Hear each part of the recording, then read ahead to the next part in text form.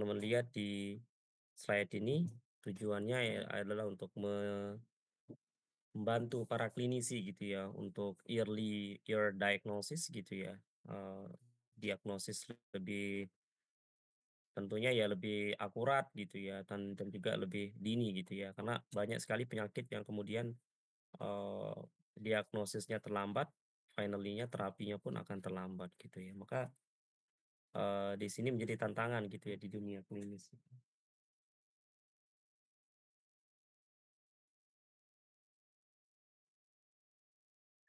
Oke, selain itu adalah better quality treatment dan better disease classification gitu ya.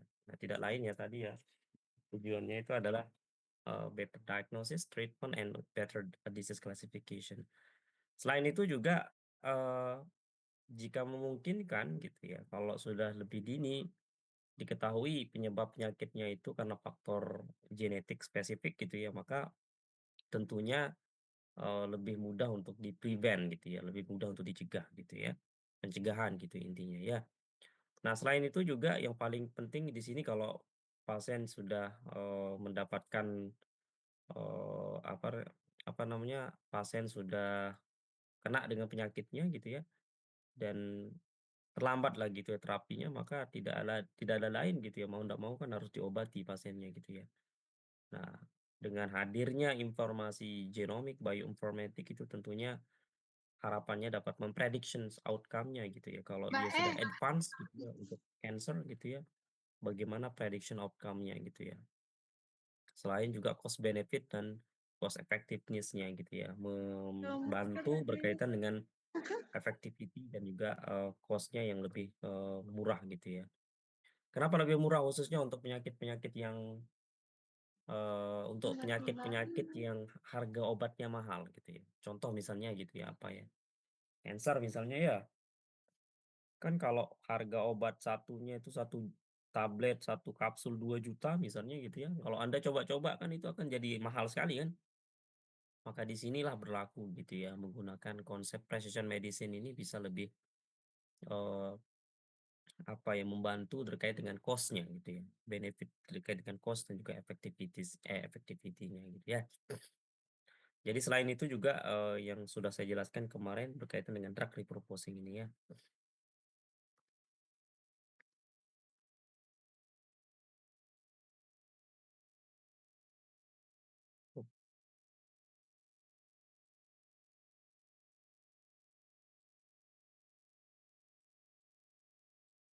Oke, kalau kita lihat di klinis ya teman-teman ya, pemanfaatan terapi menggunakan konsep precision medicine ini tentu akan sangat membantu, dunia klinis gitu ya. Khususnya apa gitu ya, kalau bagi pasien ya tentunya kalau sudah diberikan terapi secara lebih tepat gitu ya, harapannya ya tidak bolak-balik ke rumah sakit gitu ya. Selain itu juga expenses atau pengeluaran dari pasien kita bisa ditekan gitu ya, harapannya demikian. Nah, selain itu adalah untuk, perspektif pengobatan gitu ya, tentunya, meningkatkan safety-nya gitu ya, meningkatkan efficacy dari obat itu sendiri dan juga meningkatkan adherence dan compliance. Compliance itu semacam kepatuhan pasien gitu ya terhadap suatu pengobatan ya. Karena banyak sekali kan sekarang gitu menjadi, informasi penting juga ya ketika kemudian kepatuhan itu menjadi masalah gitu ya. Jadi percuma kan diberikan obat kalau pasiennya nggak mau minum gitu ya. Nah itu, salah satu dari sekian banyak gitu ya alasan kenapa precision medicine ini menjadi penting untuk perhatikan ya.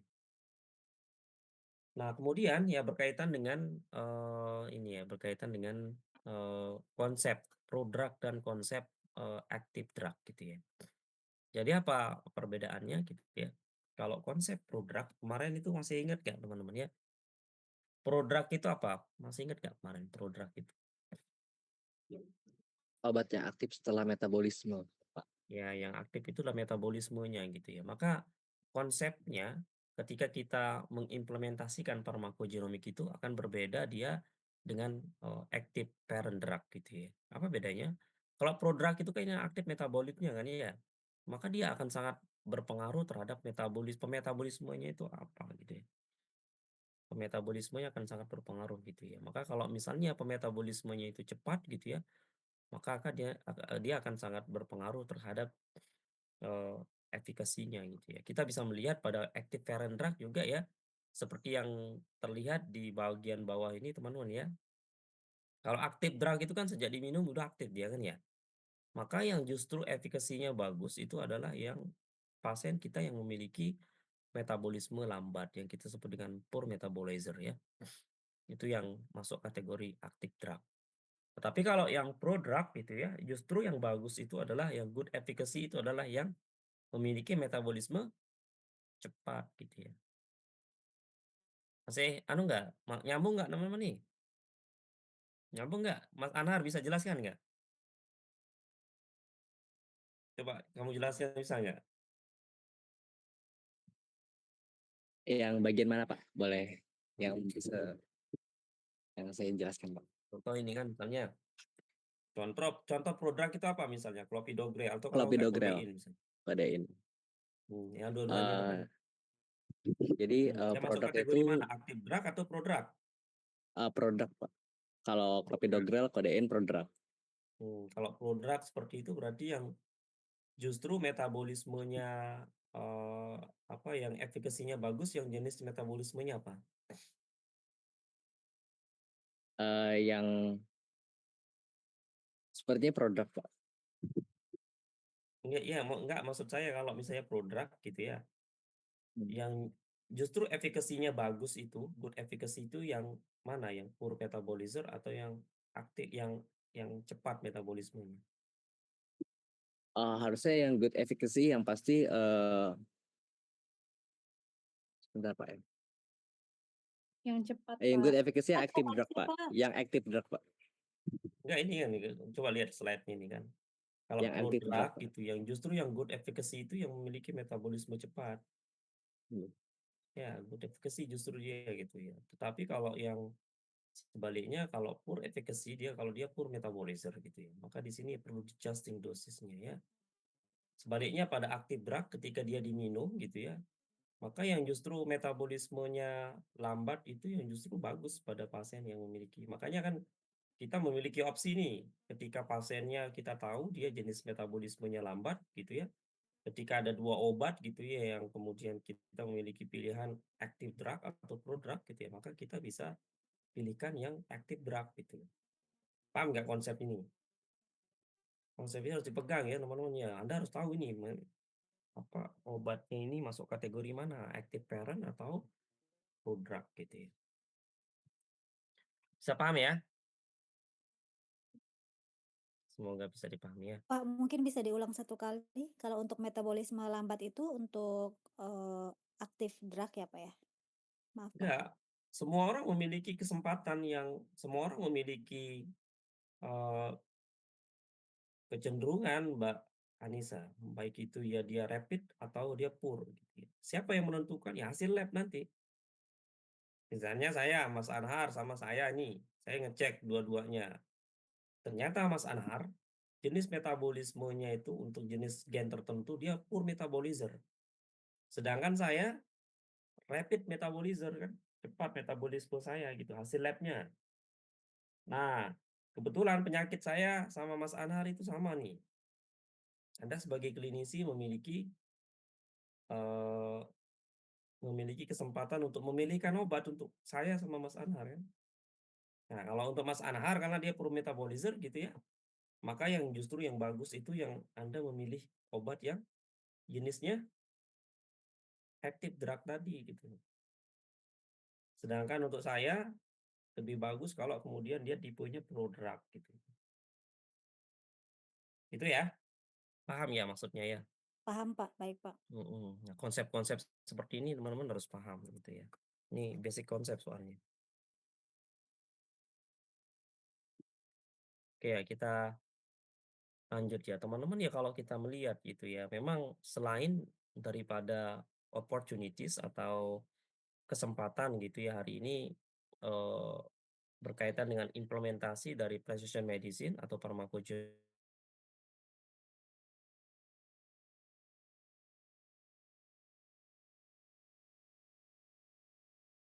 Suaranya hilang ya, Pak?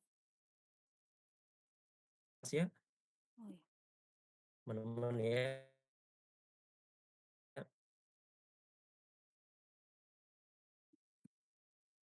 Oh, mohon maaf Pak, suaranya putus-putus. Teman-teman iya nggak sih?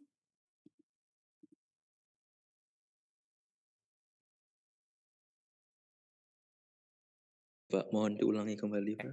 Iya, putus-putus ya? Iya Pak, mohon maaf Pak.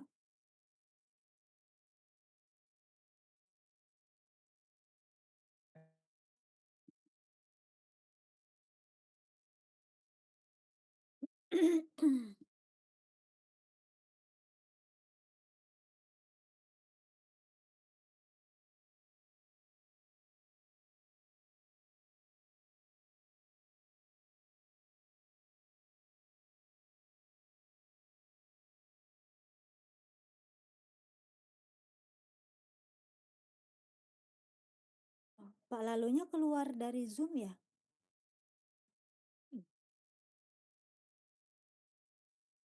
Iya kayaknya, Mbak. Jaringannya nggak dengar soalnya nggak dengar. Ya, karena kebetulan rumah saya itu agak sulit masuk sinyal karena di atasnya itu apa sih namanya itu nggak tembus sinyal gitu loh. Baik, lanjut ya. Yang kemarin yang kita bahas, nah itu juga jadi soal nanti teman-teman ya. Saya akan tanyakan teman-teman ya. Eh, Pencapaian apa ya? Kita sekarang kan berada pada post genomic era harusnya gitu ya.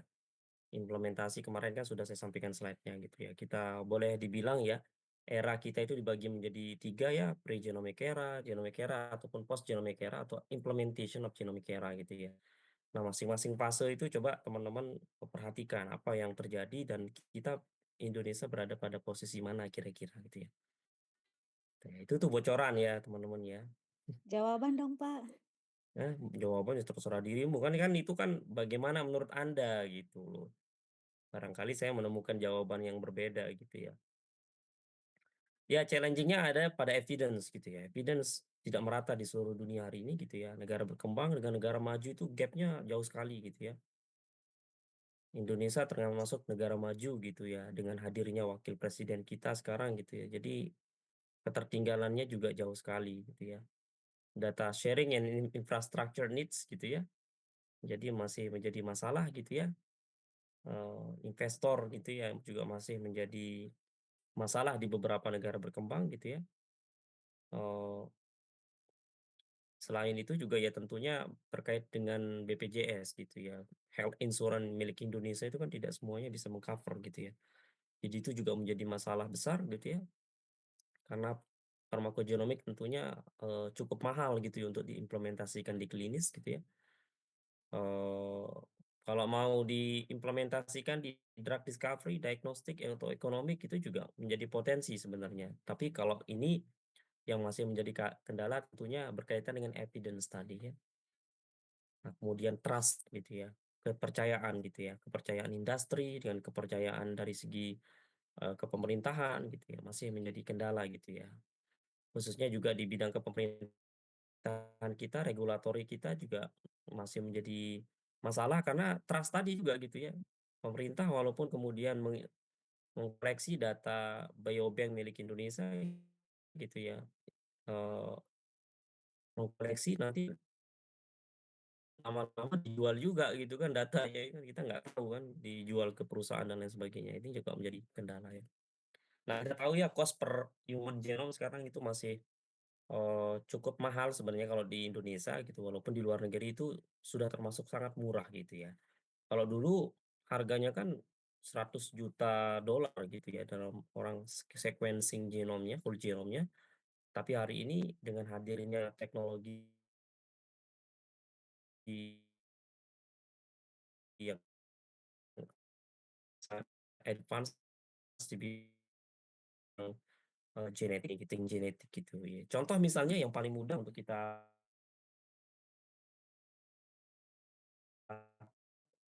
lihat kan harganya hampir 10 juta, selang beberapa bulan kemudian kan dia hampir mendekati ratusan ribu gitu ya harganya gitu ya. Itu salah satu gitu ya, contoh betapa di kemudian hari ini akan sangat berpotensi untuk diimplementasikan ya. Nah, ini teman-teman ya, saya harap teman-teman nanti berkaitan dengan beberapa database yang saya akan kenalkan ya, yang di mana di dalamnya banyak membahas tentang pharmacogenomic dan juga precision medicine ya. Beberapa di antaranya ada CIPIC gitu ya, yaitu Clinical Pharmacogenetic Implementation Consortium itu ya, CIPIC guideline gitu ya. Di situ sudah tertera beberapa nama obat-obatan yang sudah diimplementasikan di lapangan atau di klinis, dan itu banyak dimanfaatkan oleh para klinisi gitu ya untuk implementasikan kepada pasien gitu ya. Dan yang kedua adalah ada namanya DPYG gitu ya, atau Dutch Pharmacogenetic Working Group gitu ya. Ini milik Nederland atau milik Belanda yang tidak seluas SIP sebenarnya kalau saya melihat gitu ya database-nya ini. Tapi setidaknya dia memuat informasi terkait dengan genetik orang-orang Eropa gitu ya. Nah, yang ketiga adalah PharmGKB. Nah, CIPIC sama PharmGKB database ini teman-teman kalau tahu ini adalah dua database yang paling populer digunakan di dunia hari ini, yaitu CIPIC sama PharmGKB ya, Pharmacogenomic Knowledge Base gitu ya. Di situ terdata beberapa jenis obat dan juga gen gitu ya. Karena beberapa obat-obat tertentu itu yang kalau di metabolisme oleh gen tertentu gitu ya, itu sudah ada informasinya di PharmGKB gitu ya. Nah, ada PAMPAR, ada PGRN, Pharmacogenomic Research Institute, ya, network gitu ya. Nanti kalau lebih detail nanti kita akan coba implementasikan setelah kita UAS ya, UTS ya teman-teman ya.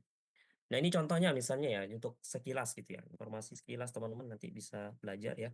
Kalau Anda masuk ke website CIPIC gitu ya, atau Clinical Pharmacogenetic Implementation Consortium, teman-teman ini kalau bisa lihat, di sini menunya ada beberapa ya, menu guideline ya. Jadi guideline-nya ini saya termasuk di dalamnya members gitu ya. Jadi guideline ini kita tidak tentu sih, tapi hampir setiap bulan itu kita ada meeting gitu ya dengan members di seluruh dunia ya, untuk menentukan terkait dengan obat-obatan yang perlu untuk dikaji gitu ya, yang berkaitan dengan farmakogenetik gitu ya. Kemudian di sini ada menu gen drug gitu ya, artinya gen itu berhubungan dengan suatu obat gitu ya, termasuk tadi metabolismenya ya. Kemudian alelnya, publication-nya ini maksudnya adalah beberapa artikel yang pernah terpublis yang sangat erat kaitannya dengan gen yang dibahas di sini ya. Kemudian ada meetings gitu ya. Ini berkaitan dengan members gitu ya. Kemudian resource working groups dan juga members. Di sini termasuk nama-nama members di seluruh dunia gitu ya. Kami ada di sini ya, teman-teman ya. Nah, apa yang bisa teman-teman searching di sini? Teman-teman bisa searching nama gennya, bisa juga searching nama obatnya ya. Ada yang sudah buka websitenya? Coba kalau sempat coba dibuka coba. Ya. Nah, ketika teman-teman misalnya nih salah satu ya, Anda klik misalnya gen drug ini saja gitu ya. Gen drugs ini ketika Anda buka nanti akan ditampilkan data seperti ini gitu ya. Apa yang tertampil datanya? Antara lain ada gen, ada obat, ada guideline, ada civic level, ada civic level status, ada PAMGKB level of evidence, karena civic sama PAMGKB ini dia terintegrasi database-nya gitu ya. Dan juga pharmacogenomic on FDA label. Jadi sekarang itu FDA itu kalau dia mau approve drug gitu ya, approve obat gitu ya, kemudian di launching dan di post marketing surveillance gitu ya, PMS di lapangan gitu ya, maka FDA itu untuk mengeluarkan aturan itu dia sekarang itu menampilkan informasi terkait dengan genetiknya gitu. Nah, di sini contohnya misalnya tes gitu ya. Nah, ini juga nanti keluar di ujian ya, teman-teman ya. Keluar di ujian yaitu salah satu obat yang kita sebut namanya abacavir gitu ya. Jadi abacavir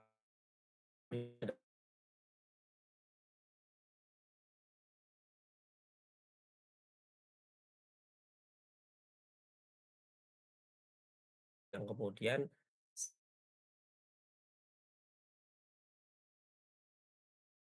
umumnya testing genetiknya dulu gitu ya. Kenapa? Karena memang abacavir ini tingkat apa ya, semacam tingkat dia sensitivity-nya kepada seseorang itu sangat sensitif gitu ya. Makanya banyak yang dilaporkan itu adalah terjadinya Stephen Johnson syndrome ya. Nah, selain itu ada allofurinol, amikacin dan lain sebagainya, teman-teman bisa lihat ya. Kalau CPIC publication ada PMID, inilah PubMed ID gitu ya. PMID ini, PubMed ID ya. Nah, kita beralih ke database yang kedua namanya PAMGKB gitu ya. PAMGKB juga mirip-mirip ya dengan CPIC guideline tadi, ditampilkan database berkaitan dengan chemical. Chemical di sini termasuk adalah yang kita sebut dengan obat-obatan ya. Kemudian jenis gen yang memetabolismenya gitu ya. Dan tentu deskripsi di sini. Deskripsinya misalnya dia dapat meningkatkan atau dapat menurunkan mekanisme aksinya dan lain sebagainya. Sudah ada tertera di sini penjelasannya ya. Nah, di sini juga FDA teman-teman juga bisa masuk ke FDA website gitu ya. Tapi ini FDA website ini sekarang sebenarnya sudah tertampil juga di dua database tersebut ya, CPIC sama PubGKB ya, Table of Pharmacogenetic gitu ya. Di sini contoh nih misalnya nih yang akan keluar di ini ya, yang akan keluar di ujian ya. Kalau misalnya nih abacavir ya, obat untuk orang HIV, kemudian di testing genetiknya gitu ya. Ternyata hasil pada si gennya itu 5701.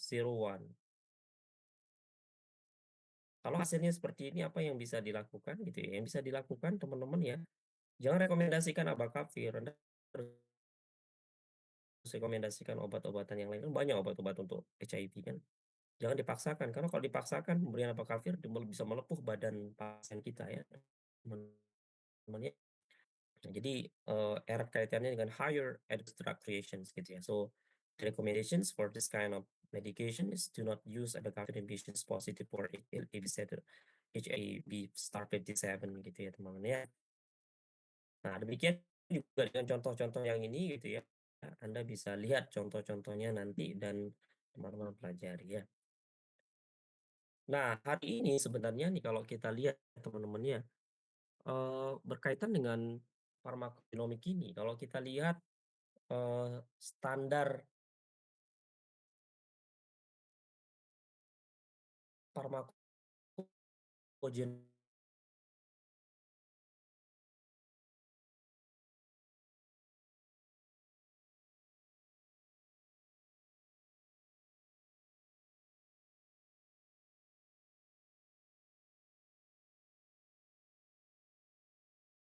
ya, baik itu di level S1 maupun di level S1 di Indonesia itu masih pada level pilihan gitu ya teman-teman ya. Nah ini salah satu tadi civic guideline tadi ya teman-teman, kami menjadi members di sini gitu ya, menjadi members di civic guideline ini dan saya berdua dengan orang Indonesia yaitu saya sama Prof Diah gitu ya, dari 30 negara. Dan ini kita meeting setiap bulan gitu ya untuk membahas tentang obat-obat label FDA level gitu ya teman-teman ya. Nah, bahkan sekarang itu di ujian kompetensi apoteker ya UKAI itu kan beberapa soal saya lihat itu sudah masuk farmakogenomik ini. Ya, bahkan kalau kita lihat di PAMGKB dan Civic Guideline itu ada level of evidence namanya teman-teman ya, dan bahkan level of recommendation. Apa maksudnya?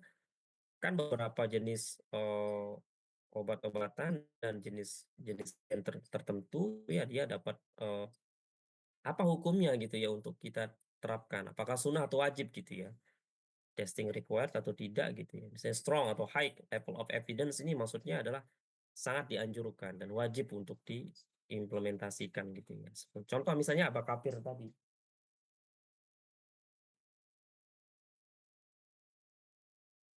Contoh tadi yang abacavir tadi ya teman-teman ya. Nah, selain itu adalah contoh yang lain adalah di sini kalau Anda lihat adalah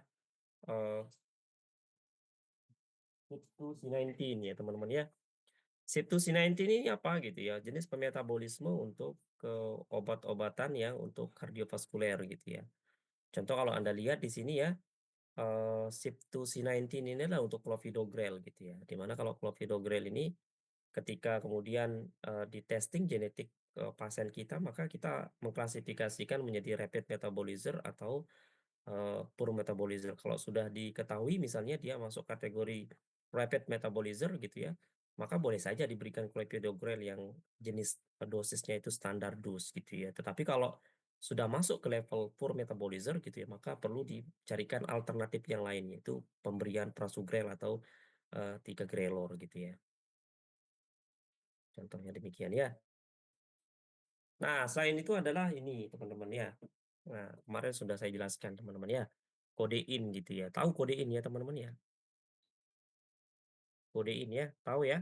Obat apa? Bisa diberikan untuk antitusif atau bahkan lebih banyak digunakan juga untuk pain ya teman-teman ya. Nah, kita tahu coba kodein itu kan sebenarnya kan sumber dari morfin.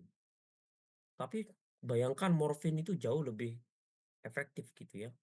Lebih aktif dia lebih kuat gitu ya. Oh, actionnya itu dibandingkan dengan kodein ini gitu ya. Nah, di sini gitu ya salah satu gen yang berpengaruh gitu ya terkait dengan metabolismenya ke arah morfin yaitu CYP2D6, CYP2D6. Makanya kalau memudahkan kita untuk membahasnya itu namanya CYP2D6 ya.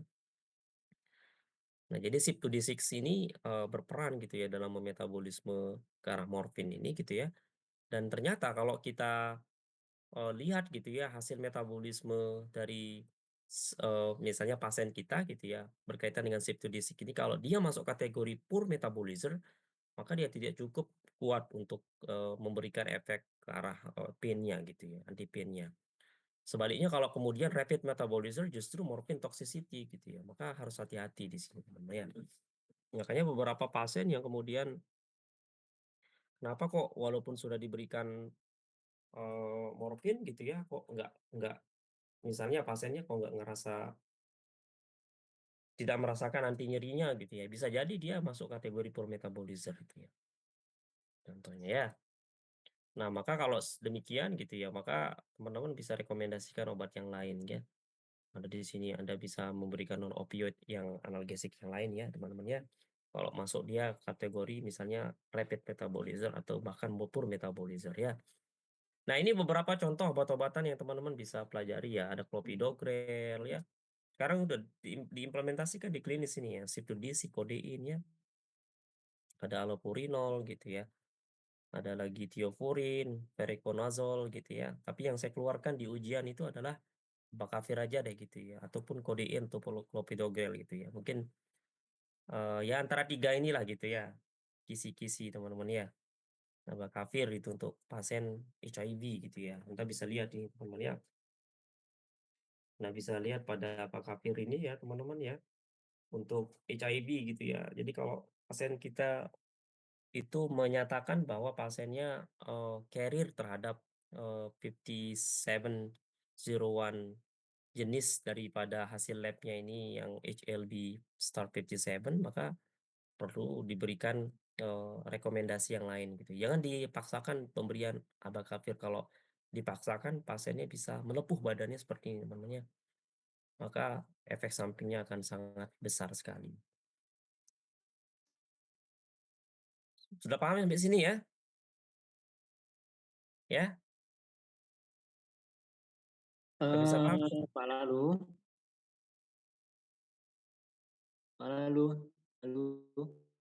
Gimana, Mas? itu yang tadi yang misalnya pasien yang hipersensitif itu berarti artinya kalau misalnya hasil tesnya itu hasilnya adalah HLB apa tadi? Nah kalau misalnya hasilnya keluar ini berarti obat itu nggak boleh dikasih ke pasien yang Ya, bersangkutan betul. ya? Maka Berarti perlu direkomendasikan obat yang lain gitu ya. gitu ya. Oke baik. Ya. Jelas Pak Lalu, jelas. Terima kasih. Siap.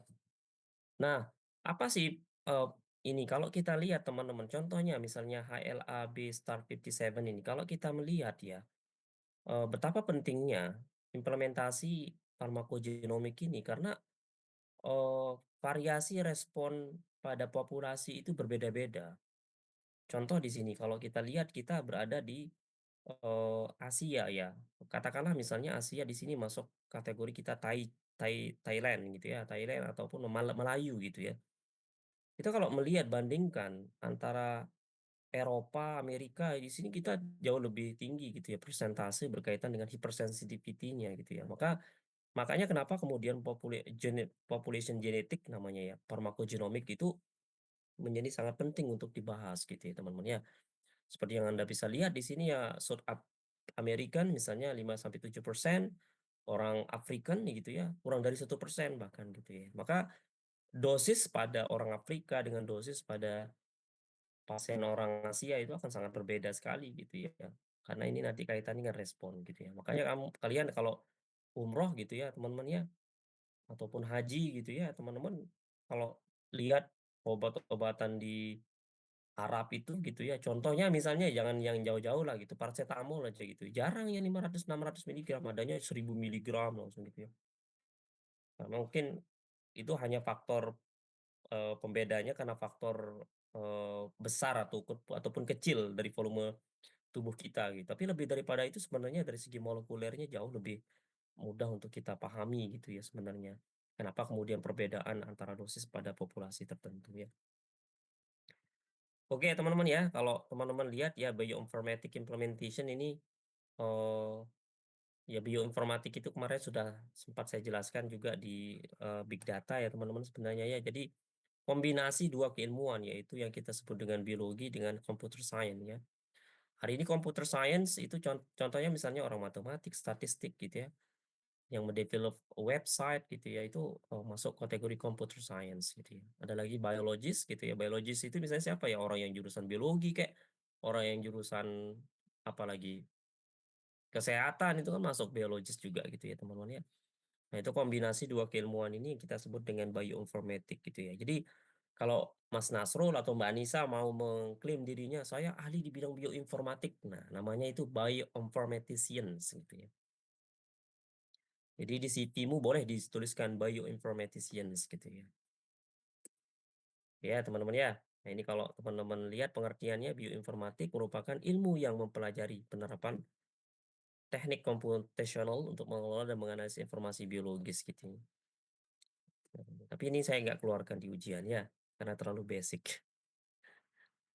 Nah, untuk penemuan obat ini teman-teman nanti bisa lihat ya, banyak sekali gitu ya dengan informasi. Kalau teman-teman mungkin lebih familiar dengan in silico gitu ya. Bioinformatik itu sebenarnya bagian daripada in silico itu adalah bagian daripada bioinformatik sebenarnya, teman-teman ya.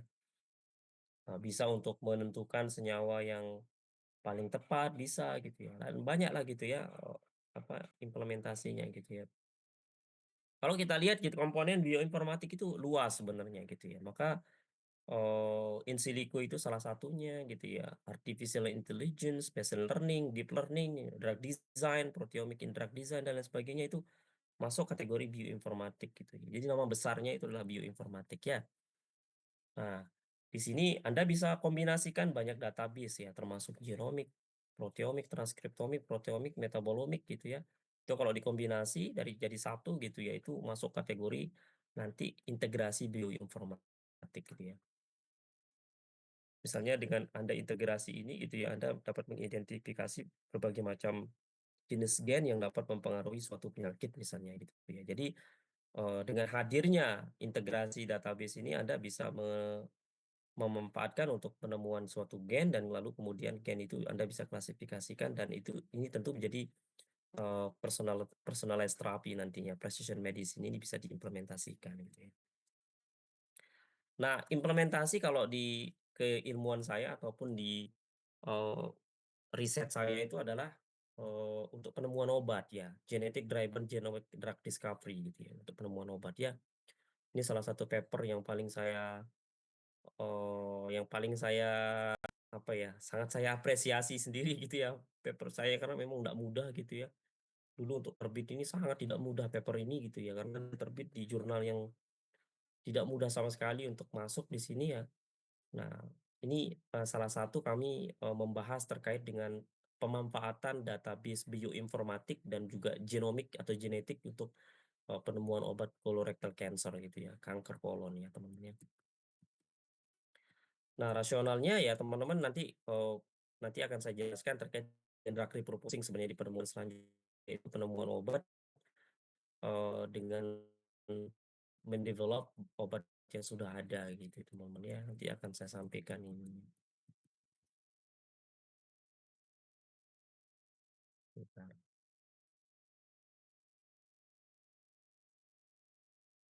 Sampai di sini ada pertanyaan?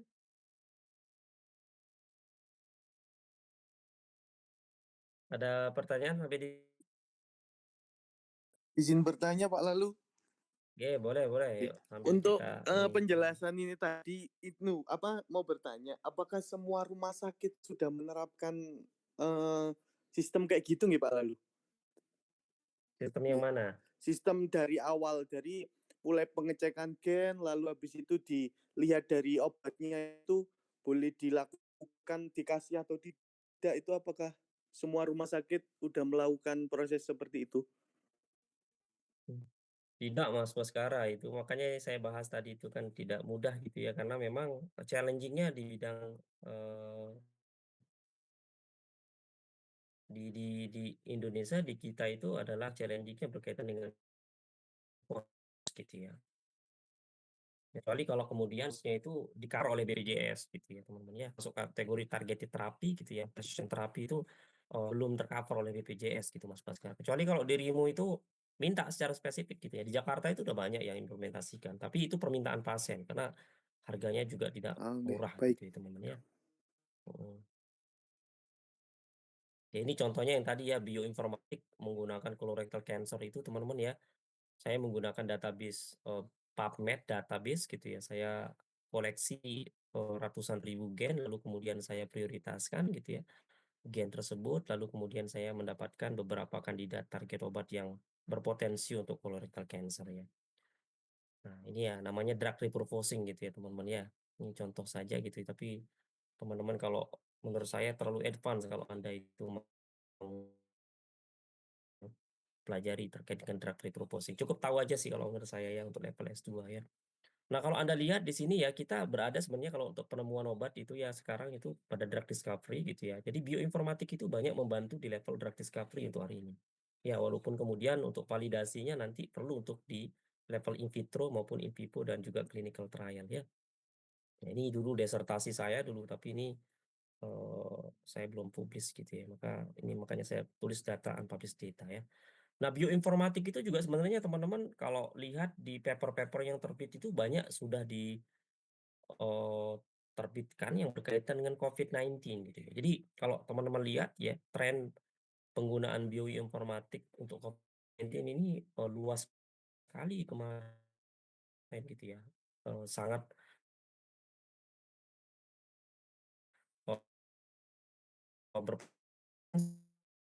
itu kan juga mendadak datangnya gitu ya, dan tentu juga terapinya tidak siap gitu ya, maka satu-satunya cara untuk mempercepat mengakselerasi penemuan obatnya yaitu menggunakan pendekatan bioinformatik, menggunakan database dan juga bioinformatik untuk penemuan obat baru untuk COVID-19 ya. Nah ini yang dulu juga saya pernah publis ya berkaitan dengan COVID-19 ya, berkaitan dengan pemanfaatan database bioinformatik saat itu ya. Ini akan dapat penghargaan dulu artikel kami ini gitu ya. Nah selain itu saya juga pernah ini gitu ya mempublis artikel yang berkaitan dengan hepatitis B dan juga hepatocellular atau liver cancer ya teman-teman ya. Dan ini juga dapat penghargaan dari Taiwan Pharmaceutical Association. Nah, ini saya dibimbing oleh apa namanya anak buahnya Wakil Presiden Taiwan, jadi pembimbing kedua disertasi saya dan Wakil Presiden Taiwan yang sebelah kanan ini ya, yang menjadi kepala laboratorium tempat kami lakukan analisis dulu ya. Ini ya teman-teman ya, ini ada hepatitis B ya, kronik hepatitis B juga pernah saya implementasikan gitu. Kalau mau lebih detail Anda bisa baca di paper ini ya. Ada lagi yang ini ya, berkaitan dengan tuberkulosis gitu, ini juga udah pernah terbit ya. Ada lagi berkaitan dengan kronik juga chickenpox gitu ya. Sama S2 saya mengangkat tentang multiple sclerosis ya. Selain itu juga di tuberkulosis ini ya, ada psoriasis ya. Ada juga yang berkaitan dengan liver fibrosis ya dan infertility gitu ya.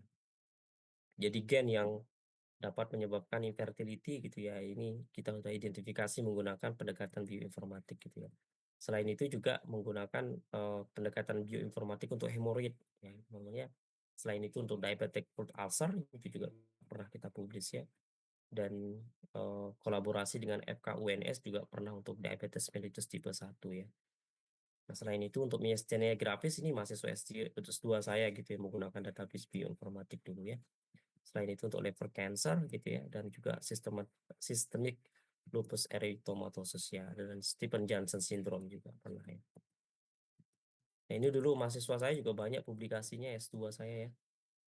Ya, ini mahasiswa S2 yang pertama kali saya bimbing dulu waktu saya pulang dari Taiwan. Ternyata begitu dia lulus, lumayan banyak juga papernya anak ini gitu ya. Nah, ini teman-teman yang akan kita bahas nanti setelah UTS ya. Insya Allah ya, Mbak Sofi dan kawan-kawan nanti kita akan bahas ini ya pelan-pelan gitu ya, karena ini semuanya online kecuali offline. Kalau offline saya bisa kontrol gitu, tapi online itu saya agak sulit gitu ya. Maka saya tidak bisa berimajinasi terlalu tinggi gitu ya, berharap terlalu tinggi bagi teman-teman yang online sebenarnya ya, karena apa ya, butuh kefokusan gitu ya, fokus yang lebih lah gitu ya kalau kita mau menemukan database gitu ya, menemukan data dari database bioinformatik ini dan meng-creating sebuah data darinya ya. Jadi conclusion-nya apa gitu ya? Jadi harusnya kita berada pada post genomic era ya. Implementation-nya itu yang kita sebut dengan genomic medicine, harusnya hari ini kita berada pada di situ. Dan ini masuk soal di ujian nanti ya teman-teman ya. Kalau saya tanya Indonesia berada pada level mana gitu ya, Anda harus bisa kritisi ya. Nah, dengan hadirnya bioinformatik hari ini, kalau Anda itu mau berfokus ke arah penemuan obat, Anda bisa mendevelop bioinformatik ini untuk penemuan obat gitu ya. Selain nanti teman-teman juga tentunya bisa mendevelop ke arah yang lainnya gitu ya, in vitro maupun in vivo ya. Nah, ini buku yang pernah saya terbitkan gitu, tapi saya nggak tahu sekarang kalau Anda mau beli buku ini, Anda bisa menghubungi publisher UAD ya, UAD Press ya di kampus 2 ya. Toward Precision Medicine. Mayoritas sih kebanyakan yang pakai bahasa Indonesia lah penjelasannya. Toward Precision Medicine gitu ya. Kalau Anda bisa beli gitu ya, coba pakai nama saya kalau mau beli biar dapat diskon, lumayan dapat diskon kalau bawa-bawa nama saya Mbak Nisa. Pak, saya udah beli, Pak. Ya bisa dibaca itu kan, ini yang Ya. saya jelaskan hari ini kan ada di situ ya. Oh iya, tapi saya waktu itu dikirim begitu langsung bayar, setelah bayar itu langsung dikirim Ya. filenya gitu. Jadi nggak Yang lain kalau mau, karena saya nggak dapat bagian dari buku ini gitu ya. Jadi saya nggak ada kepentingan gitu ya. Silahkan kalau mau beli enggak juga nggak apa-apa gitu. Jadi bukan saya yang jual gitu, yang jual itu UAD Press ya teman-teman ya. Baik, teman-teman ya, kita sampai hari ini sampai di sini saja ya. Jadi ujiannya yang kemarin itu saya serahkan soalnya ya tidak jauh dari apa yang saya sampaikan hari ini ya. Yang suku Bajau juga masuk insya Allah gitu ya teman-teman ya. Nanti Anda interpretasikan, kalau Anda mau baca artikelnya ya Anda bisa baca dan Anda bisa explore dari situ ya. Nah, tapi setidaknya saya ingin jelaskan teman-teman di final slide ini, bioinformatik itu sebenarnya luas sekali gitu ya. Jadi apa yang saya sampaikan ini adalah bagian yang sangat kecil dari skop yang begitu luas ya. Dan tentu bioinformatik ini kalau kita lihat bahkan di level S1 pun sebenarnya masih hanya level pengenalan gitu ya. Kemudian di master nih, ini harusnya sudah pada level yang lebih banyak lagi database yang kita pelajari gitu ya, dan tentu di level PhD atau doktor itu sudah level analisis gitu ya, harusnya sudah mengintegrasikan atau bisa mengintegrasikan antara database satu dengan database yang lainnya gitu ya. Demikian teman-teman ya. Ada pertanyaan sebelum kita akhiri?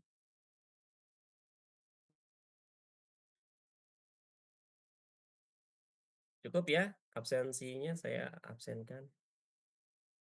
Jadi hari ini sudah ini ya, sudah lunas hutang saya untuk bioinformatik. Insya Allah nanti kita akan ketemu di setelah UTS. Berarti setelah UTS kembali ke online ya? Hybrid boleh. Hybrid Online offline bisa. Tapi saya yang kewalahan Mas Mas Tapi Pak, Nasrul. kalau kemarin yang Pak Lalu sistemnya hybrid itu kami yang online suaranya putus-putus, Pak. Makanya itu kan saya kasihan yang online jatuhnya. Iya, Pak. Jadi kami tidak mendengar dengan begitu jelas, begitu. Ya, oke. Offline semua besok mungkin ya. Waduh. Gimana? Atau mau kita belikan clip on, Pak? Iya, Pak. Boleh izin, Pak, izin. Maaf, Pak. Apa itu clip on? Yang dijepit di baju itu loh, Pak, kayak influencer gitu. Jadi bisa. Ada itu di Prodi kayaknya, minta aja di Prodi. Oh, gitu. Heeh. Oke. Ngapain kalian beli? Oh, berarti nanti yang di kampus bisa minta tolong ambilkan di Ya prodi coba ya, aja minta ke teman-teman. Prodi, kalau Prodi nggak punya minta belilah, kalian udah bayar mahal lu.